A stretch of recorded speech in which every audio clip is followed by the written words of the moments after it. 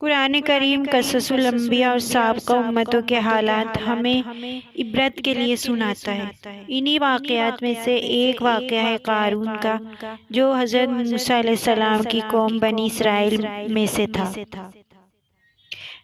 یہ واقعہ ہمیں دولت، غرور اور زکوٰۃ نہ دینے کے برے انجام کی طرف توجہ دلاتا ہے۔ ویڈیو شروع کرنے سے پہلے آپ کو بتاتی چلوں کہ حضرت موسیٰ علیہ السلام پر میں نے پہلے بھی ویڈیو بنائی ہے، اگر آپ دیکھنا چاہتے ہیں تو آئی بٹن اور ڈسکرپشن میں اس کا لنک دوں گی، ضرور دیکھیے گا، اور ویڈیو پسند آئے تو کمنٹ کرنا نہیں بھولیے گا۔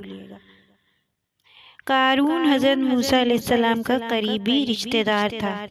بعض مفسرین کے مطابق وہ حضرت موسیٰ کا چچا زاد بھائی تھا، یعنی ان کا کزن تھا۔ ابتدا میں وہ ایک غریب اور عالم شخص تھا، لیکن بعد میں اللہ نے اسے بے شمار خزانے عطا کر دیے۔ قرآن کہتا ہے کہ سورہ قصص کی آیت ہے جس کا ترجمہ ہے، ہم نے اسے ایسے خزانے دیے کہ ان کی کنجیاں طاقتور جماعت بھی مشکل سے اٹھا سکتی تھی، یعنی اتنے خزانے سے اللہ تعالیٰ نے اسے نوازا، یعنی یہ دنیا کے چند سب سے زیادہ مالدار انسانوں میں سے تھا۔ اللہ تعالیٰ نے جب اسے دولت دی تو بجائے شکر ادا کرنے کے وہ غرور میں مبتلا ہو گیا۔ جب حضرت موسیٰ علیہ السلام نے اسے اللہ کا حکم سنایا کہ اپنے مال میں سے زکوٰۃ نکالو تو وہ بخل کر گیا، کنجوسی کر گیا۔ بعض مفسرین ابن عباس رضی اللہ تعالیٰ عنہ کے مطابق اس پر ہر 1000 درہم پر 1 دینار زکوٰۃ واجب تھی، مگر اس نے دینے سے انکار کر دیا کیونکہ غرور میں مبتلا ہو چکا تھا، بلکہ اس نے لوگوں سے کہا یہ دولت مجھے میرے علم کی وجہ سے ملی ہے، اللہ کی عطا نہیں ہے۔ یہ سورہ قصص میں موجود ہے۔ یہی غرور اس کے زوال کا آغاز بنا، یہاں سے اس کا زوال شروع ہو گیا۔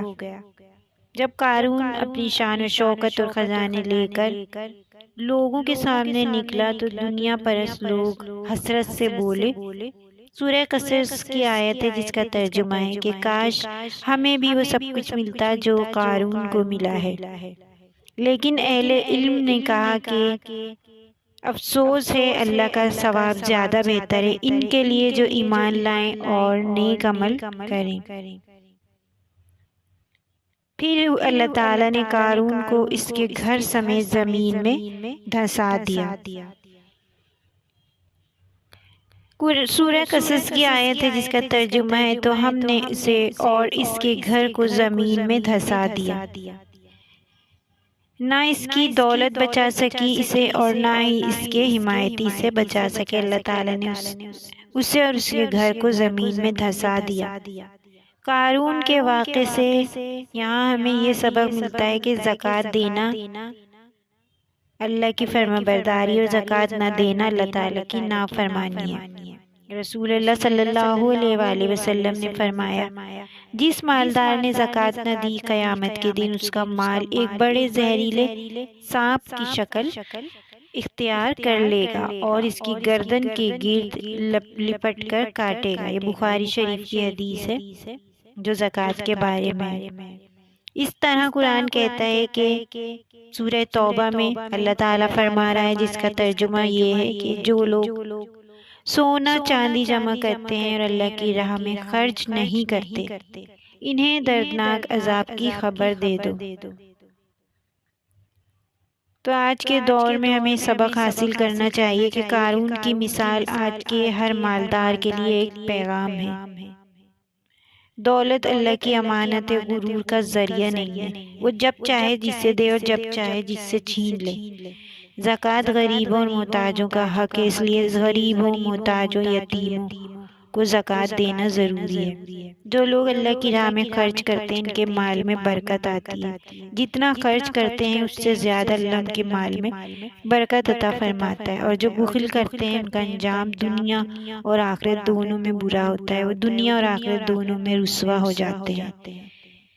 تو اس قارون کے واقعے سے ہمیں یہ قارون کا واقعہ یاد دلاتا ہے کہ دنیاوی دولت عارضی ہے، اصل کامیابی ایمان اور نیک اعمال ہیں جو ہمارے ساتھ جائیں گے اس دنیا سے۔